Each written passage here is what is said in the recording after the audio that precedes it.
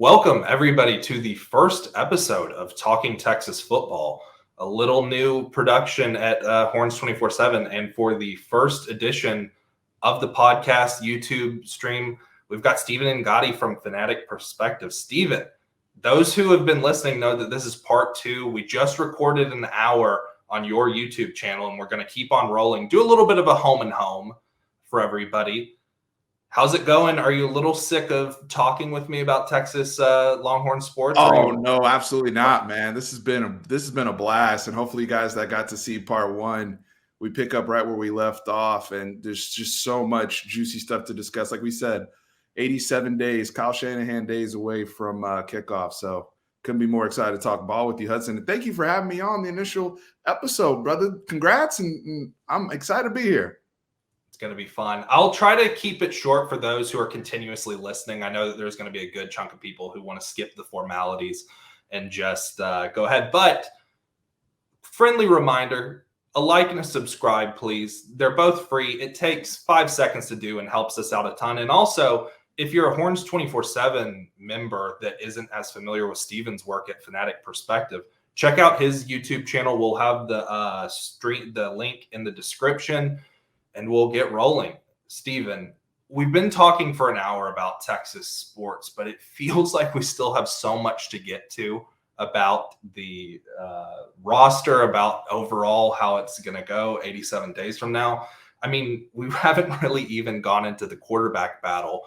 Kind of set the stage for me. How are you reading the Quinn Ewers versus Hudson Card battle and the second QB battle and QB competition of the Steve Sarkisian era? You know, some people look at it with a little bit of PTSD, Hudson, after how it went last year. And we talked about part one, we did more big picture and more just staff outlook and overall outlook of the program. And one of the things we touched on there was Sark understanding of what happened, what didn't work, and what I need to adjust, and being transparent and open about that. And I think with this particular quarterback competition, I think it's a different competition because you have somebody like a Quinn Ewers that you just didn't have talent-wise last year. I mean, Texas hasn't had a guy talent-wise like this since the Vince Young days, right? So it's already a different circumstance, but in terms of outlook, how it was handled, we already saw what I already like to see, even at the spring game or practice, where they actually both got to work with the ones. Hudson Card is developing and is improving. And I think that's something to note for Texas fans. It's a good thing that Hudson Card becomes a better quarterback because you're going to need to.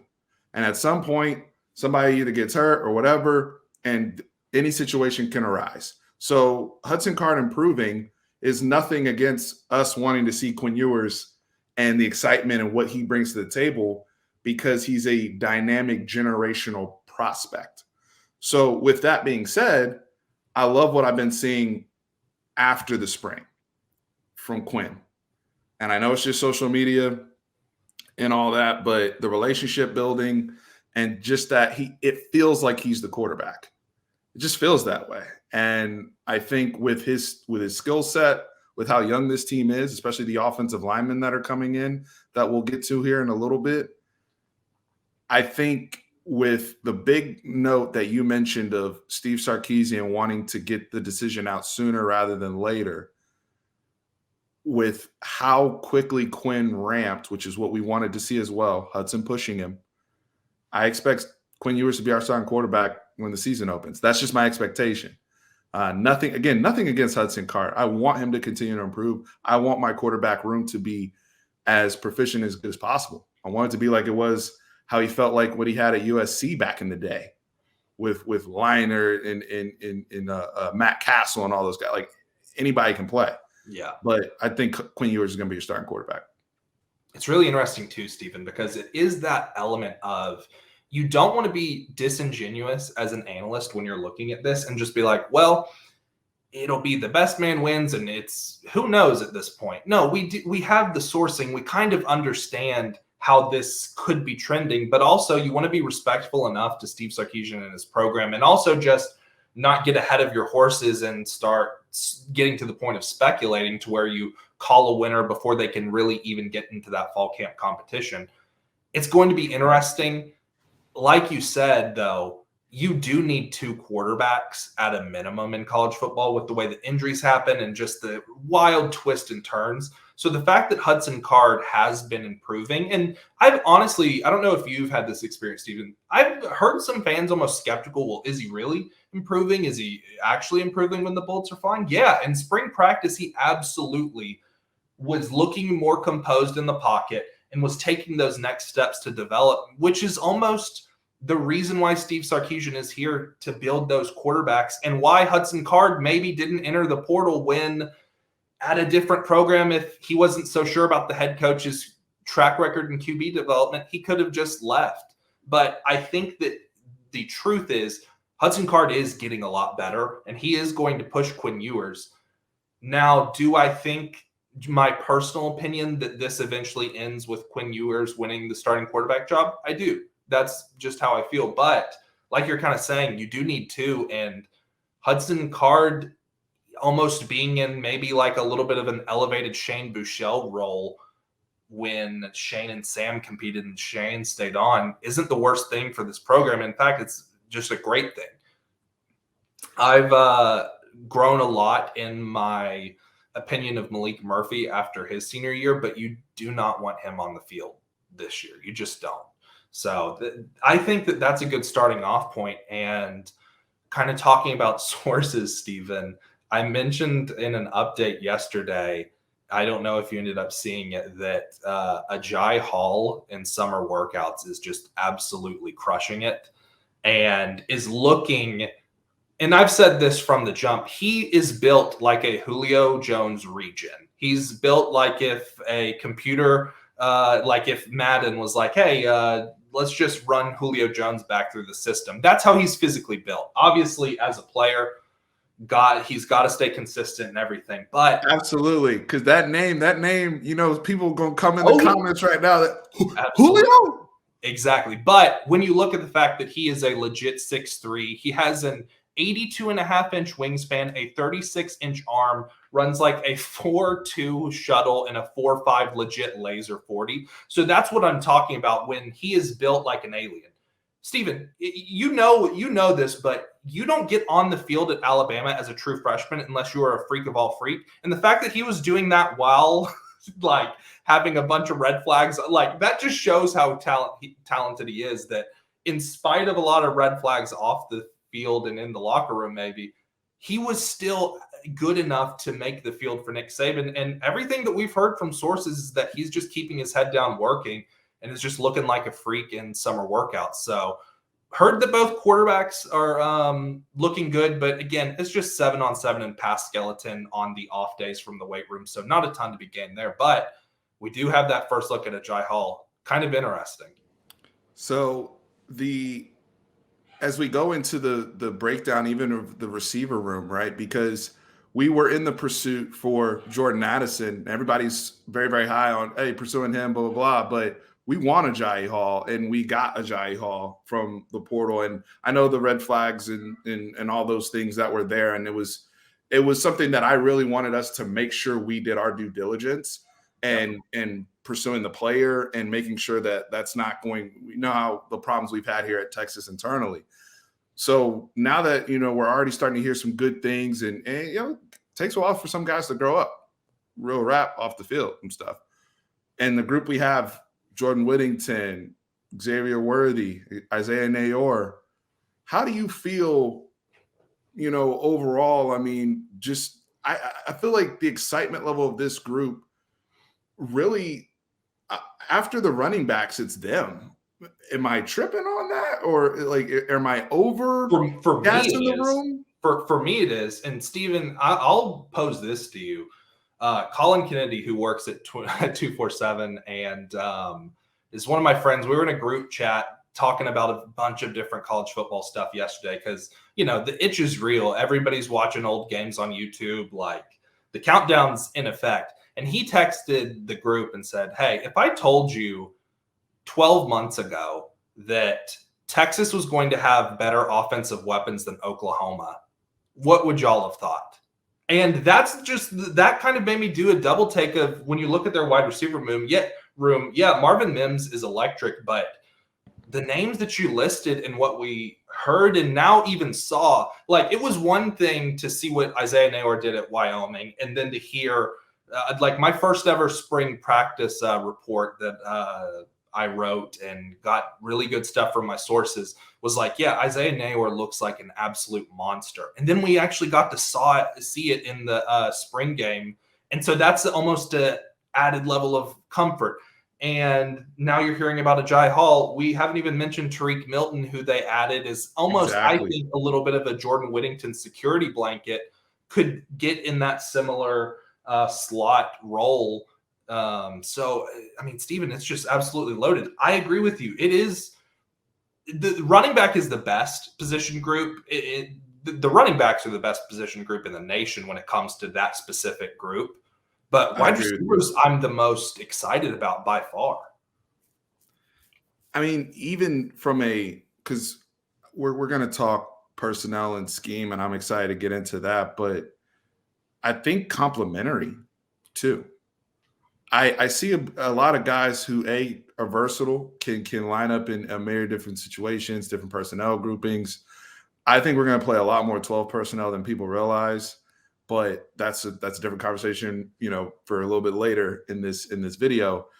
I do think though, with like one of the things with Hall that you do see even in college is run after catch. He can catch a drag route and run away from people.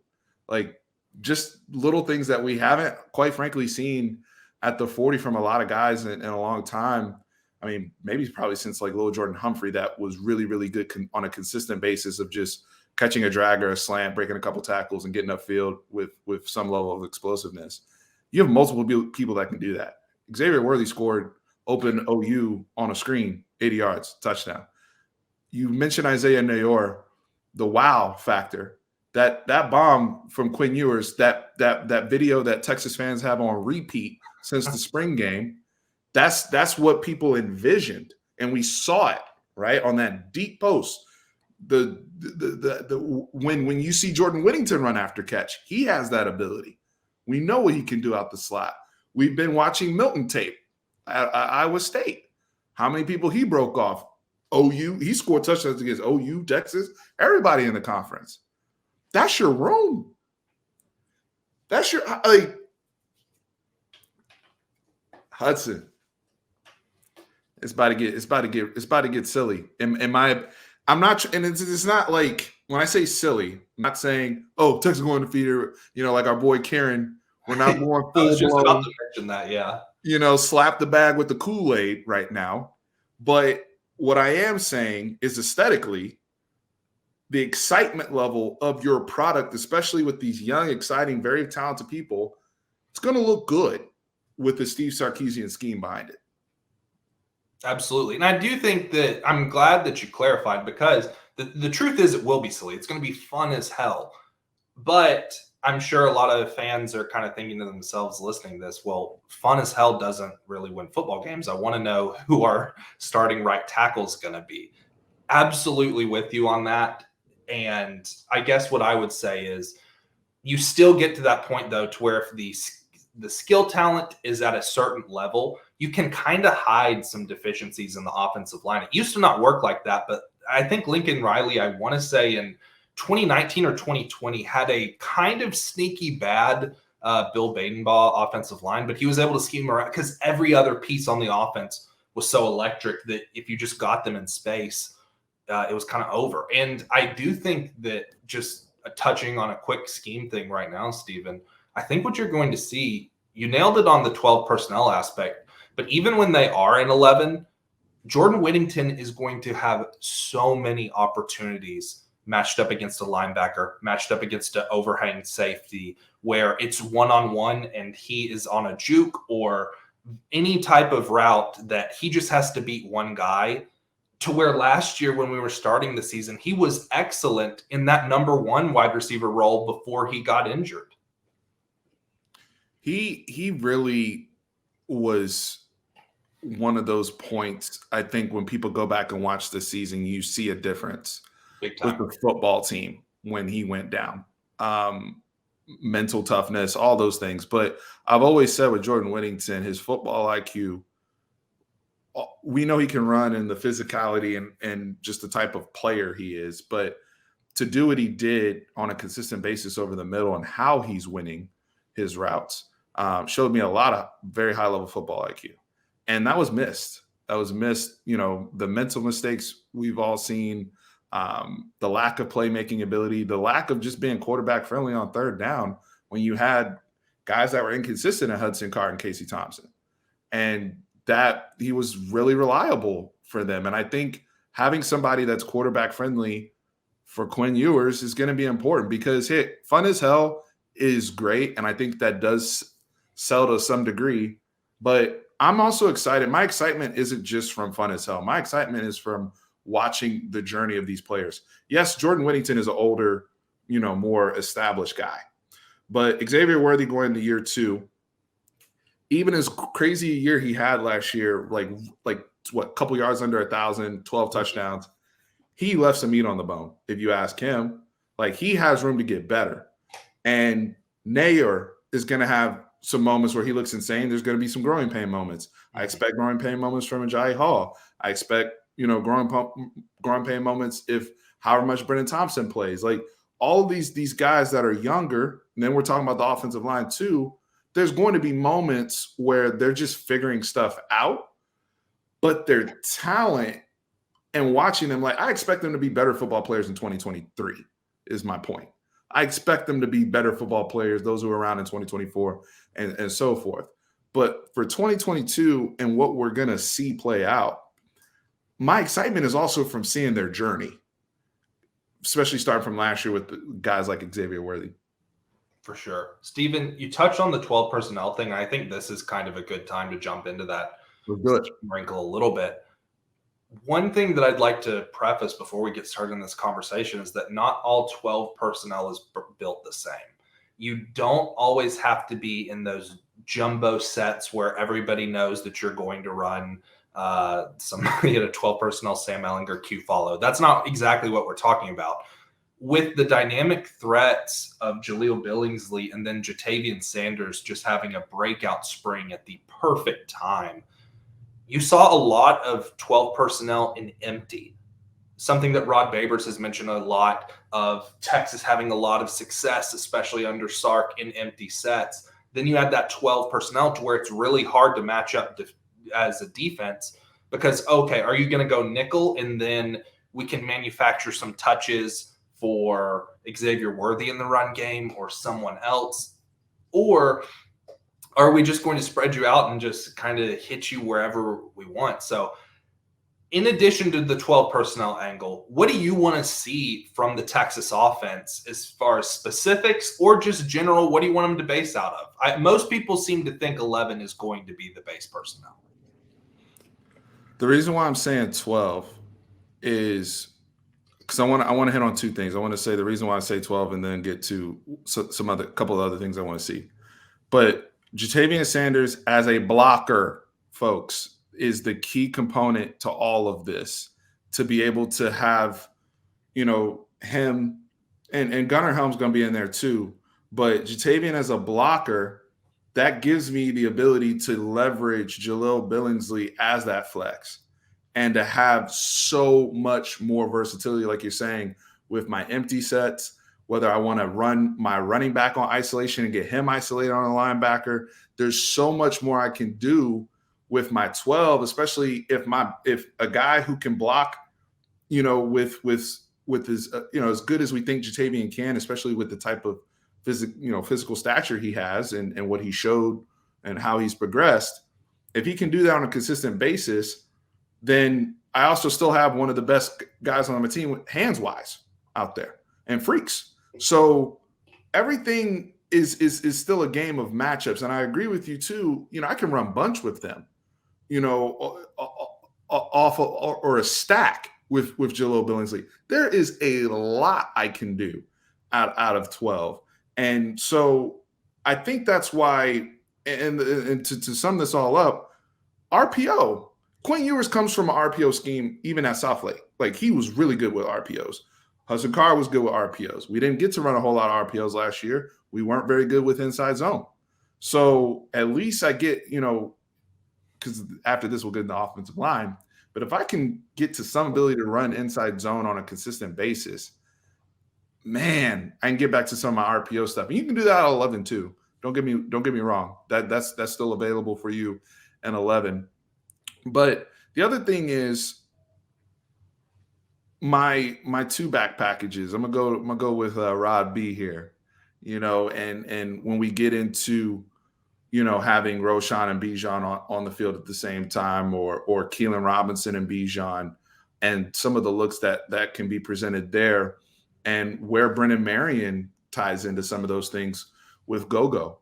I do think that's something that will be incorporated to some degree, depending on the opponent.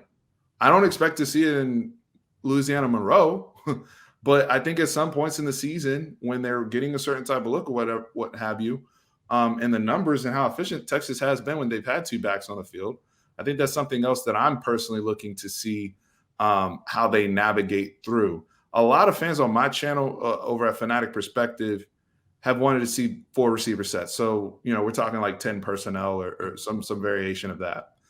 My only thing is I am limited to what my offensive line can do with some of those sets. My quick game really has to be on point in 10 because it's, yes, I have all these people. I want to get Jai Hall on the field at the same time as Xavier Worthy, at the same time as Isaiah Nayor. And I hear all those comments. But at the end of the day, Sark still wants to run the football, and he wants to have as much balance as possible and keep the quarterback in an advantageous position. 10 personnel when it's 3rd and 9 doesn't help me as much as you think it does, in my opinion.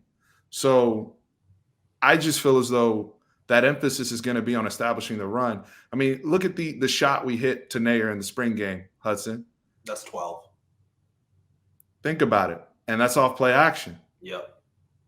So if we want to see Quinn Ewers be able to go bombs away, we have to set something up for him to do that. That's not going to come out of straight drop back. Because when we really have to throw is, I think, to take the pressure, especially off our edges, that's going to have to come more in the screen and, laterally and drags and things of that sort. But if we want to go bombs away, we got to be really good at 12 personnel, in my opinion. The key to all of this, what you just mentioned, that the key to all of this truly is how good the running game is going to be against a plus numbered box or even box. You can't go 10 personnel if you've shown no ability to run at an even or plus number in the box, and they know that they can just defend with 5. You just can't do that. And I think that what you're going to end up seeing, Stephen, honestly, is that 11 and 12 personnel and those, instead of maybe RPOs at the start of the season, as we're kind of figuring out exactly what offensive line combination is the best. Sure. I think you're going to see from Texas those true play action shots, what Steve Sarkisian calls the play pass, where there are maybe 3 progressions and it is a heavy fake. I believe that shot to Nayor was a outside zone fake, and you get that extended action to almost buy a half second to 1 second more for routes to develop so you can go deep. So I think you're going to see a lot of that. And the lucky thing for Texas is they have an advantage in the fact that they have Bijan Robinson, the best running back in the country. So when you're keeping defenses honest, okay, maybe we do have, even if the Texas offensive line hasn't proven to us that we need to match them with one more, we might need to keep one more in the box, or a safety might need to have his eyes in the backfield a little bit more, because if he doesn't, Bijan Robinson's going to make a quick jump cut, spin off somebody, and put a face mask into the turf. I would love to see the numbers on it, Hudson, but I think that's one of the reasons, even last year, with again, all the uncertainty, the production that we did get, when Casey Stum was healthy and we were able to get some of those really, really big games from him, it always seemed like our deep crosser was wide open off those play actions. And it makes sense, right? When you have 5 in the amount, the eyeballs, because when you have guys running those deep crossers like a Worthy, one false step, you're out of position with somebody running that fast across the field. So all I'm looking for as a play caller is for this guy to take the one false step. We got the angle. Now my quarterback's able to lay it up. Now it's a layup throw. So that's the conundrum and the bind that I think Steve Sarkisian, just with the personnel that he has and the personnel, quite frankly, improving from year 1 to year 2, it's really going to be effective. And Steven, 2 quick things on that note. One, Steve Sarkisian, like, this is all intentional too. They're wide open because Steve Sarkisian is purposefully waiting until he gets a look, and then it's going to be wide open because that's what he's done his entire career. You can even look against Alabama when people know, okay, Devontae Smith's winning the Heisman, but guess what? He's wide open when they run their I forget exactly what Steve Sarkisian calls it, but essentially what the Oklahoma and Lincoln Riley playbook calls is the shallow sting, where you have that climb. It looks like it's a drag, and then you climb up the field. CeeDee Lamb victimized Texas on that concept over and over again. And then the second point I want to mention, just because I think you'll get a kick out of this, specifically what we heard from a source, I think 2 days ago, or maybe it was from last week, was that the crossers were what was killing people in team 7-on-7 and pass Skelly, and that Agiye Hall looked nasty on those. So there are those real building blocks that we're talking about. It does feel a little bit theoretical because there are so many new pieces, but we're kind of getting to the point of the offseason where ideas are mixing with actual on-field results, even if it is just in practice. Steven, something that I wanted to move on real quick, unless you had one final point on that. Okay. Nope, I'll follow you. One question I had for you. Mike and I had a long podcast breaking down every single incoming freshman last week, talking about expectations, what we thought was reasonable for their year 1, along with their entire career. And I just wanted to ask you, kind of piggybacking off of that, is there a guy that you see as maybe a sleeper, maybe a hipster type pick that you're really excited about from this incoming freshman group that maybe could play right away, but even if he's not playing right away, career-wise, you're higher on him than most? Brennan Thompson. I think because of, we pick up Tariq Milton, we pick up Agiye Hall, we pick up Isaiah Nayor. We have had so many conversations as a fan base, and on the 247 boards about the previous receiver coach and the lack of success with the numbers we had at the receiver position. I think with Brennan Thompson coming in from a smaller program, played a bunch of positions, blah, blah, blah. Speed is speed, brother. Yeah. Speed is speed. And 10-2 doesn't lie.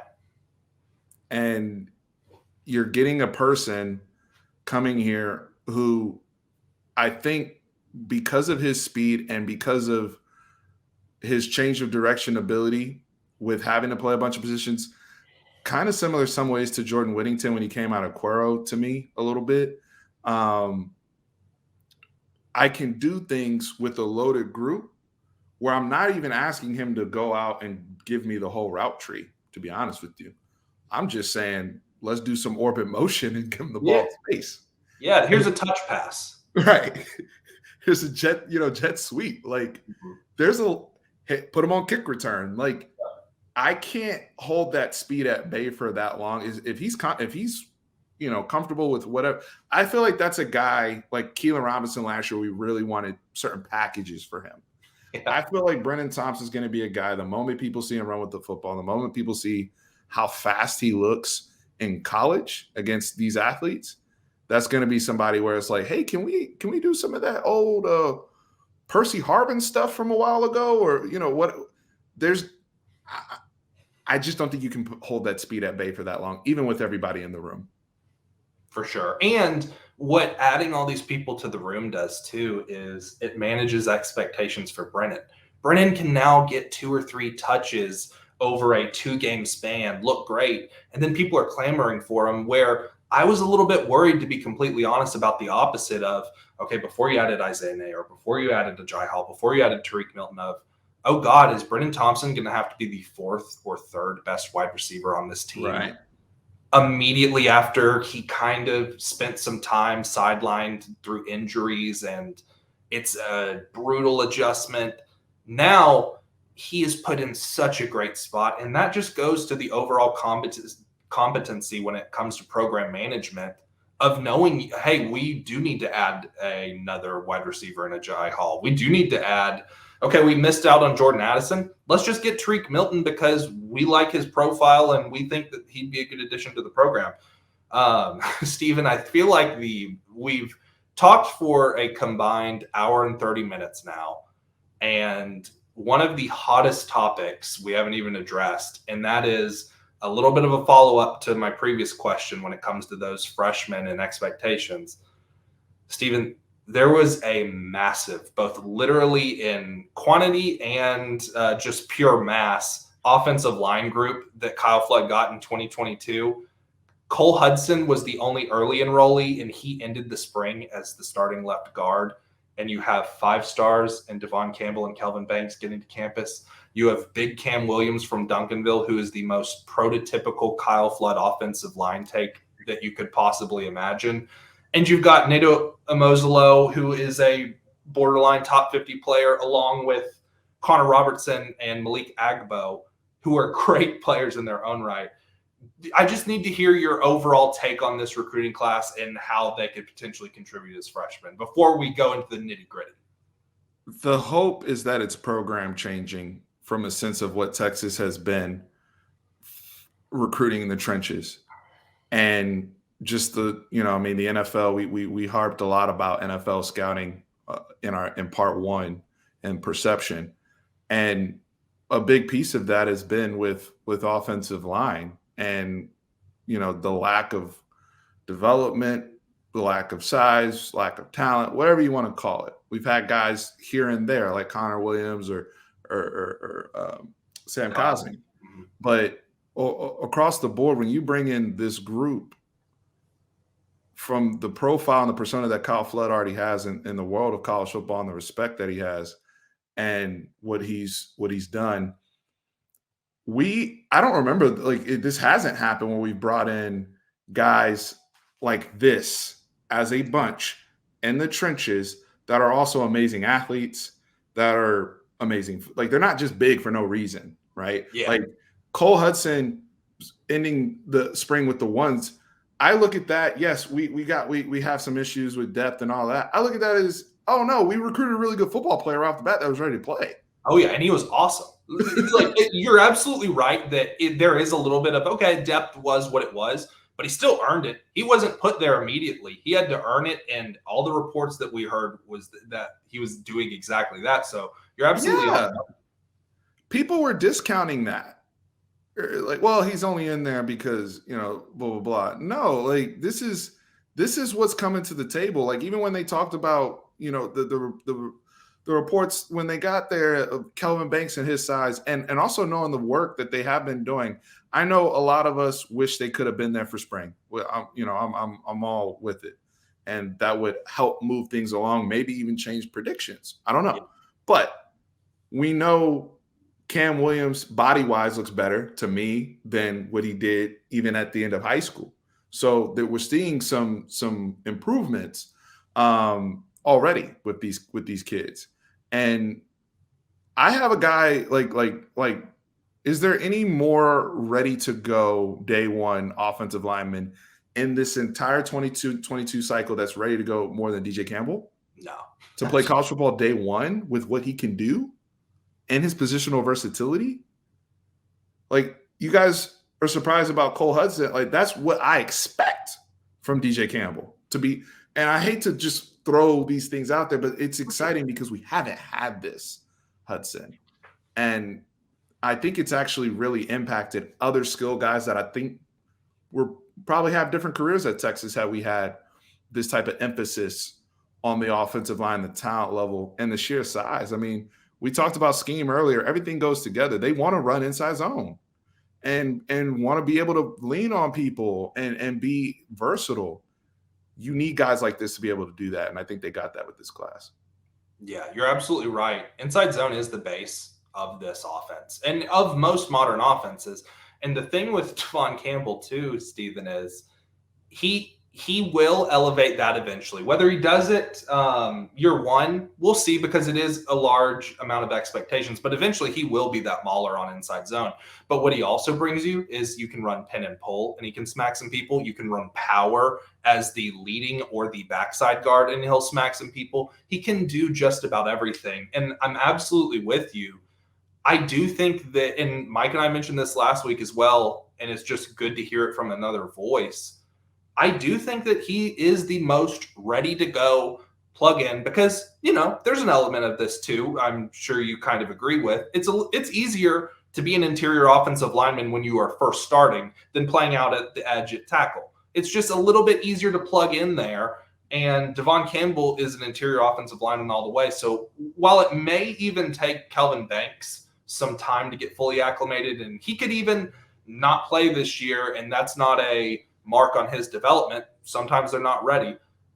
What I want to go into next, Stephen, is the question everybody's been asking.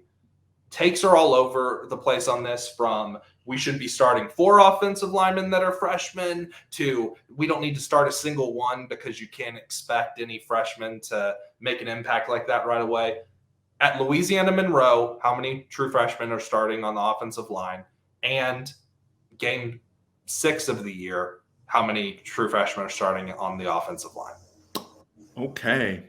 I think game 1, I think it's going to, my personal opinion, I think it's going to be 1. I think DJ breaks that crew. And Cole Hudson's probably right there just because of how he ended his spring. But that, I'm not going to put disrespect on Junior Angelau's name.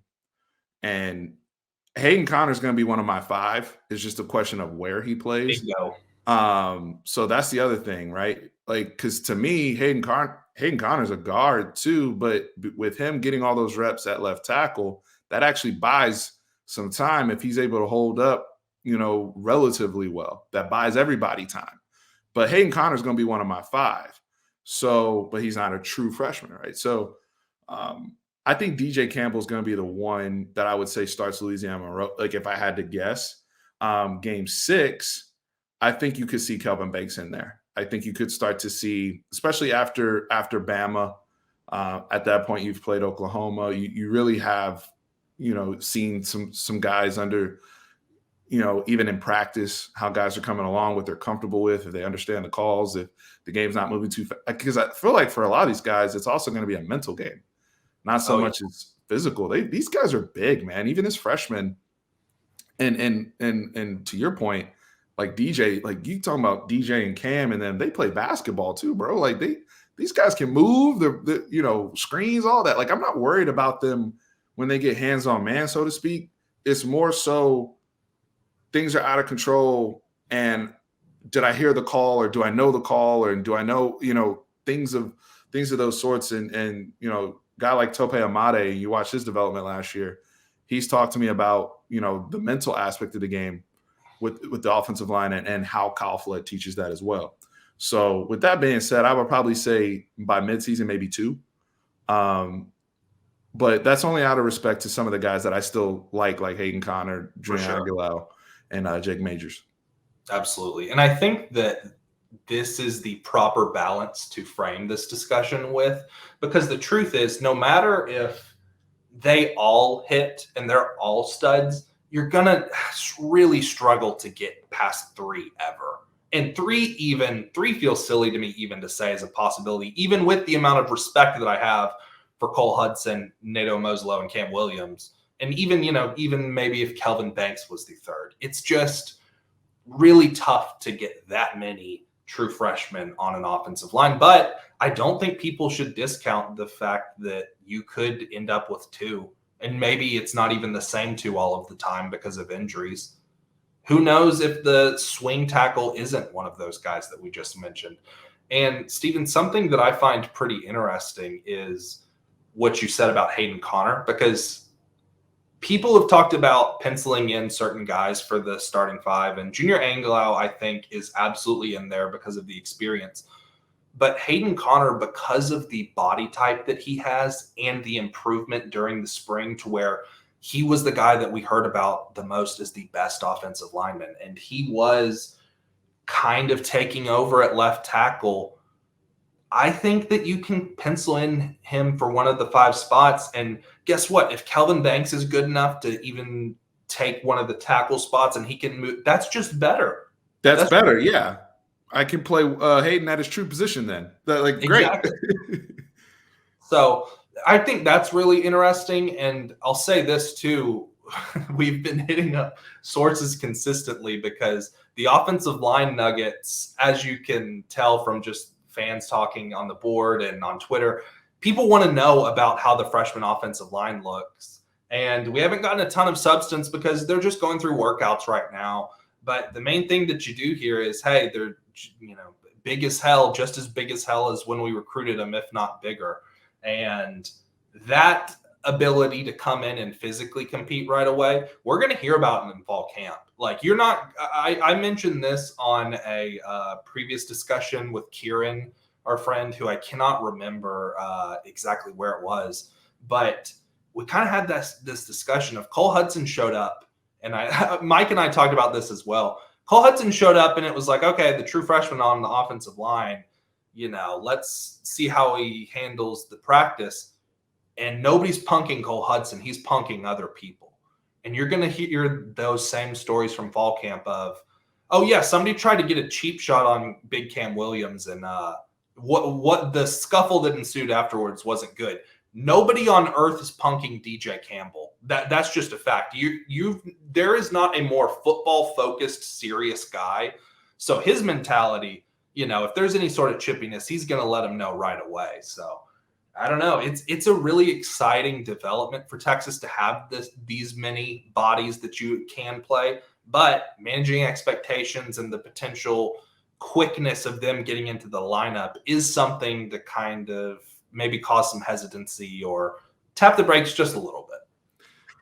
People want to win and want to win now, and I get it. And some people look at the turnover in college football, even with Baylor and Michigan State are probably the 2 examples that people have used this offseason the most of programs that just flip the switch, so to speak. And everybody's situation is different.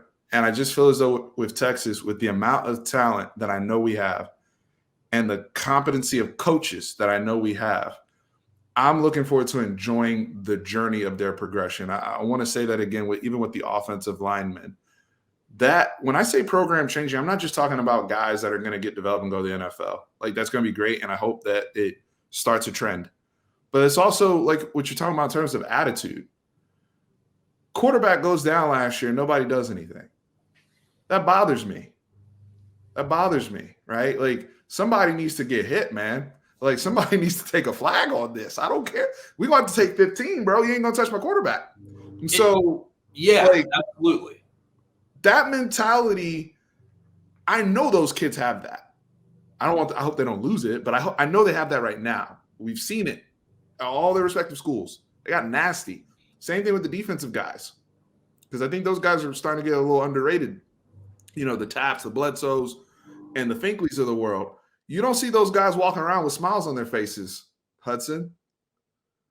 I'm just saying, my interior guys, my guys in the box, they're not walking around with smiles on their faces. They walk around like, where are my reps? I'm ready to eat. I'm ready to compete. I'm ready to lift. What does it take? We're hungry. And so that is a program-changing mentality I think Texas needs. I want to turn around like Michigan State and Baylor did. Hell yeah. But I'm still going to enjoy this journey regardless. It's interesting, Stephen, because that is one thing that we have heard. And you want to filter, it's media literacy at its finest is filtering reports from sources because, everybody has an agenda. But that is one thing that through enough people, even guys that may be, even guys from other programs that are just hearing stuff about Texas. That is one thing that the mentality shift does seem to have happened, where maybe last year it was, yeah, we respect Sark and everything, but, I don't know if I fully bought in. It seems that people have bought in. With that being said, we are going to take a little bit of a quick break to hear a word from our sponsors. If you're listening on the YouTube channel, we'll just continue right along. So, Steven, next up, when we're talking about this, we haven't touched on the defensive side of the ball as much. Part one, we did a little bit, but scheme specific, is there anything that you're really excited about to either find out or look for when it comes to fall camp? Assuming we do play 3-3-5 with the guys we have, I want to see how can I stop the run with my big boys, period. And when we're talking about stopping the run, let's get into this. We're talking about stopping outside zone. All like that. At the end of the day, even with up and down and inconsistent as we were in the trenches and across the board defensively, we had moments. And I also feel like we were never in the best shape physically last year. I think I'm looking forward to seeing this defense in better physical shape and better condition. But I never felt like people were just running the ball like straight down the middle, especially like earlier in games. I think a lot of those issues technique-wise, but also schematically came on the edges. Yeah. And they tried to throw a lot of things at it last year. They took, and I think, they regrettably took Anthony Cook off, and they were trying to play more Gofu and trying to balance the numbers a little bit more. And I didn't think it was the most effective thing, but can I stop the run even out of my base, like where I don't have to play all these games and manipulate all these things? There's a reason why they went full tilt after O'Shawn Mathis, all right? And they came up short. They didn't get that. But they don't have that true, dominant edge rusher where defenses have to shift and all those type of things. But what they know they do have is a bunch of interior linemen that have a world of potential. So let's be big. Let's be physical. Match that energy we just talked about with the offensive line and be able to, solidify those edges better. And because at the point of attack, I think that's also going to, on the back end, help our linebackers and our secondary as well. So I know a lot of people hear 3-3-5 and they cringe. Hudson fans out there, they cringe. But when we're talking about this, we're talking about leveraging three of those interior guys, like a Ojimo being like an extra guy per se, and then walking down one of those, like a Gofu or somebody of that sort as the fourth man at the line of scrimmage. So you may not notice it on your TV, but we know it because of that personnel that's in there. That's more so what I'm looking to see, because I don't know with what PK traditionally does if we're there yet with the personnel to do that for an entire football game. That's kind of where I'm at. Something that I thought was interesting that you hit on was last year when they played Anthony Cook at nickel, having to take him off the field at times when they wanted to go base. That's something that I'm really looking forward to this year. Not only is that Cook has moved from nickel to safety, because the safety play last year was pretty bad, and just to put it bluntly, and putting him at safety, moving Jahdae Barron at nickel, I'm really curious. I don't want Jahdae Barron off the field. If you have to go base, I would rather have that cross-training ability to put Jahdae Barron at corner. Yes. Him and Ryan Watts are the corners, and you have Anthony Cook and whoever wins the other safety job, whether it's Keaton Crawford or Jaron Thompson or whoever. That's something that I would like to see changed from this year, because I do think that Jahdae Barron is talented enough to where he can cross-train at both positions. He can hold up at corner or at nickel. And if you're bringing on Deshaun Jameson or Terrence Brooks or whoever the other corner is, that be the person that gets the rotational snaps instead of Barron. That goes back to, Rob Babers is the best at talking about this with the Dwayne Keenan days of guys being able to be cross-trained and can you play man coverage? Yeah. And I know, we're more of a, what would you say, kind of match cover three type scheme. But in terms of matching up on somebody is what was more so what we're talking about in technique. Because we have people that were just uncomfortable doing that every which way, or you have traditional safeties that are thumpers, but they're weak in coverage and things of that sort. Because you want to be able to shift personnel around, like Hudson just said. I don't want to take one of my best, highly graded defensive players off the field because of that. He can play corner too. Put him over there, we're fine. Jadae Barron's fine. Put him at the boundary, field, whatever you want to do. Somebody else comes off and we still bulk up and get big, but I don't take my best DB off the field just because he's a nickel. So I completely agree. I don't see them making that same mistake. I think they're going to learn from that. We've been big on giving this staff credit for learning from their mistakes. And I think that's something where we'll see also influence of Gary Patterson because, traditionally the TCU DBs were very good at that as well. So I think we could see a little bit of sprinkling from Gary there to help out, but I can't see that again, Hudson. I'm with you. He has to stay in. That's your guy. Make it work. I want to talk about the linebacker room next, Steven, and I think it'll segue into what I think is the biggest schematic wrinkle that we've heard. Mike had an article where he mentioned it, I think about a week ago. But I think that the biggest potential schematic wrinkle is in play with the linebacker room. But first, I just want to get your take on the group overall. So, with Dorsey coming in, the transfer from JMU and FCS All-American, very excited to have him. That puts a lot of pressure. People are looking at Jalen Ford, but I've liked the progression and development of Jalen Ford. And I see good. I see really good there. So my whole thing is, there's like, I like David Benda. I like DeMarvin Overshow. Got the armband and gear on, everything. We representing out here. What I'd like to see though, especially with Demo, I feel like as much as this team needs Demo to be consistent in terms of technique, proper shoulder angles, engaging blocks, we know he can do the splash stuff. We've seen it. We've seen a lot of splash, freak out, whether it's interceptions, forced fumbles, blitzing through the A gap. But if he can clean up some of those linebacking things, I think you actually try to look, especially with lack of pass rush. That's somebody where I'm like, can we use him like a Gary Johnson a few years ago? We were just sending the guy through an A gap all the time like a mad person. Now, other things have to come in play there too. But if I'm getting better linebacker play from Jalen or Dorsey or even David Benda, then I can do some of those more fun things. Their athletic profiles are also similar. A lot of these guys, like they can run, they can move laterally and diagnose. But to me, I think if I'm Jeff Choate, I can't play favorites with anybody. We were 5-7, one of the worst run defenses in the country last year. This is why Luke B played a lot last year, folks. Who's going to do what I'm asking them to do and be where they're supposed to be? And so I love the competition in the room. I love their athletic profile. I'm hoping that my boy DeMarvion can be showcased in a way, he cleans up his technique and all that, where he can have some splash plays and it doesn't hurt the team in other areas. Steven, I love talking about linebacker. It's my favorite defensive position to talk about because I didn't know.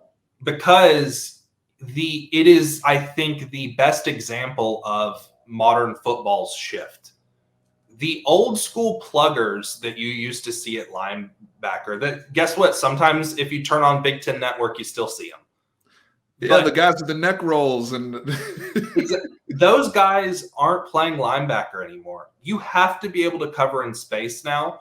And so that athletic profile you're talking about, that baseline, everybody does have it. And it's good to see Texas kind of go into that new era, even on the recruiting front, to where you're recruiting the Samaje Burrells, you're recruiting the spun down safeties and Jonathan Hall and Javen Anderson, who play safety at the high school level, but physically will profile the linebacker.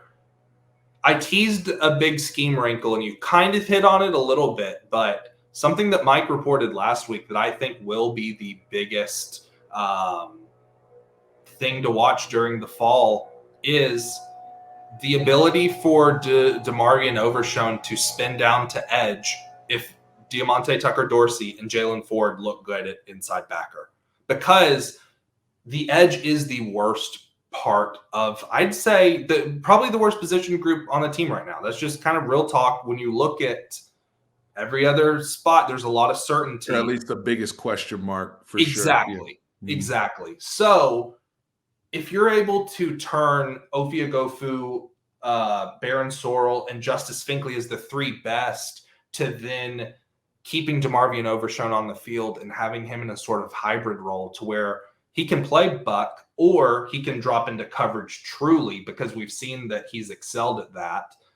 And you're just giving yourself a lot more options, because one of the things that I think that I mentioned on part one that needs to be reiterated is that Jalen Ford had a hell of a spring and really looks good. And they were telling him throughout the spring, hey, if we add a linebacker, don't be worried. Like, you've earned a penciled in spot for that starting role. And you don't think that you're entering fall camp in any sort of of course it's a competition, but we're not trying to replace you, is I guess what I'm trying to say. And that versatility that DeMarvion Overshone has could almost mask some of those deficiencies that you just talked about, Stephen. If he's able to really pin the ears back on the edge, instead of always having to read the triangle, take on a pulling guard, then you start getting into a little bit more hope for this Texas defense, because it's kind of the same principle as not taking Jahdae Barron off the field. You're replacing an edge that might be young for a guy that has a ton of snaps and physically can get the job done. I love being on the cusp of some of the hot inside stuff, and thank you for sharing that from you and Mike, because I think the athletic profile that he has on the edge, and how we've already seen how when he gets, just blitzing and whatnot, I know it's different when you're constantly pursuing the quarterback, but the ability to drop into coverage and still mix and match, I think that's perfect for him. And he gets to be more of an instinctive hunter role, and everybody else kind of plays within their principles within the defense. I think that makes Texas a little bit more exotic too, in terms of really throwing people off. Whereas you look at that position last year, you had a lot of guys who were just, the Ray Thorntons of the world and some other guys who, teams weren't going to over adjust or over account for. If you have a guy like Agent Zero over there who starts showing you some of those things at the edge, that changes a lot for your defense. So I'm very encouraged by hearing that, Hudson, quite frankly. That, as a fan, I'm getting giddy inside personally. It's absolutely exciting. I do think it could be one of the more pivotal things to follow, and just exciting from a maximizing the upside of the defense. Of course, we're 87 days away till football. There could be a package that they throw in the second week of fall camp that just, bust and isn't that good, and we'd immediately hear, hey, okay, Demo's just only going to be an inside linebacker. They're not going to move him around. That still has the potential to happen, but it's worth following. Well, I mean, we get teased with stuff all the time. I remember when Tyler Owens was going to play linebacker when he was still here. Malcolm Roach at Mike linebacker, goodness. The thing though with the linebackers, and I want to see, you need the depth, because that's a freaking violent position. People are going to get hurt. Yeah. People are going to get hurt. Like every year we've had guys go down for various reasons, and now all the coverage too. So you're not even considering soft tissue. Like we need, Devin Richardson still needs to be ready to play. David Bendis still needs to be ready to play. Absolutely. Some of these younger guys, I mean, that's not a position where you just set it and forget it with even your two deep sometimes. Yeah. I mean, there's other positions like corner. You're thinking, all right, my guys should, barring any type of leg issue, should stay healthy, right? But how many guys have we seen, 4 games into the season, shoulder issue, pec issue. So because of the nature of the position, you want a lot of bodies there, personally. Yeah, and also, Steven, I believe the research has shown, I wish I had the number off the top of my head, but I believe linebackers and safeties in the new era of modern football, where your head being too low in a tackle one time can get you tossed from games and miss snaps, you have to be able to have those third and fourth guys, because if you get into a spot to where DeMarvion Overshown gets tossed in the first quarter of X game, well, at that point, Maurice Blackwell needs to have cross-trained enough at linebacker to potentially get some snaps. And that's where you do get into, again, that program building aspect, and Sark's starting to put those pieces together to where it is kind of encouraging that the roster just has so much more talent than what they were working with last year. We have to continue to emphasize that on any platform that we're on, Hudson, in terms of the overall program. It's not just about recruiting somebody to be first on the 2 deep all the time. It's having all of these scenarios and factors in mind, because every single season we get into it and somebody goes down, we're like, why is this person all of a sudden playing? Because it's fan, like, I get it. Like, growing up as a fan, like, I never consider, you don't consider injuries and things like the way the game is called, penalties and all of these things, these variables that happen, where all of a sudden you don't see it at Bama when Dallas Turner comes in all of a sudden, because he wasn't starting from jump, and Dallas Turner just gets in there and he's a super, because they got freaks all over the place. Yeah. So I agree with you, trying to get the program to that point where it's like, damn, we lost so-and-so, but we got another dog right behind him. Absolutely. Steven, we've spent over 2 hours talking Texas athletics, a lot of Texas football, some really good stuff. I am extremely excited about how this turned out. It's flown by. Yeah, absolutely. Just in case somebody skip, the 15-second skip on podcasts and YouTube, I use it. It's okay. We can admit it's there. Just in case you missed the first part of the show, part 1 of this conversation, in case you're not watching in order, is on Steven's YouTube channel, Fanatic Perspective. Like and subscribe to both of the Horns 24/7 and Fanatic Perspective YouTube channels. Go back and check out that part 1 as well. Some really good stuff. And real quick, I just wanted to explain, this is the first episode of Talking Texas Football. It's not always going to be Talking Texas Football. The official title is just Talking Texas blank. And whether that's softball, baseball, basketball, recruiting, anything Texas related, this is just a little bit of supplemental bonus content for the Horns 24/7 podcast and YouTube feeds. Mike and I will still have the State of Recruiting tomorrow. Steven, thank you so much for doing this. It was an absolute blast, and you're welcome back anytime. Hudson, thank you for having me on. Congratulations. Episode 1 in the books. Really appreciate you having me on. Thank you so much. Thank you, man. And Taylor, thank you as well for producing all of this. Thank you, Taylor.